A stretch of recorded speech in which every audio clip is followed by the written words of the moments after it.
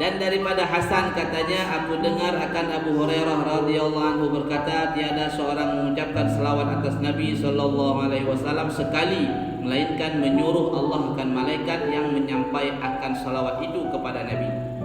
Maka berkata malaikat itu, ya Muhammad, bahwasanya si anu anak si anu memberi salam atas engkau. Masya Allah. Jadi kalau kita berselawat, jadi setiap salawat kita ini ada malaikat yang mengambilnya kemudian dinampakkan sama Rasulullah. Ya Rasulullah, si fulan bin si fulan selawat ya Rasulullah. Jadi kita ini bisa terkenal besok sama Rasulullah. Rasulullah kenal kita ini sebab kita banyak salawat. Nah, khusus di hari Jumat, orang yang berselawat kepada Rasulullah ini gak pakai perantara malaikat lagi, tapi langsung dia ditampakkan oleh Allah ke hadapan Rasulullah. Begitu kita selawat langsung sampai ke Rasulullah. Nah, itu kalau di hari Jumat. Makanya hari Jumat itu kalau kami di Yaman dulu khusus untuk banyak-banyak selawat buat maulid. Makanya kita di MBI maulid itu seminggu sekali baca kitab dia ulami. Orang yang nggak tahu fadilahnya ngapain maulid, nggak tahu fadilah dia.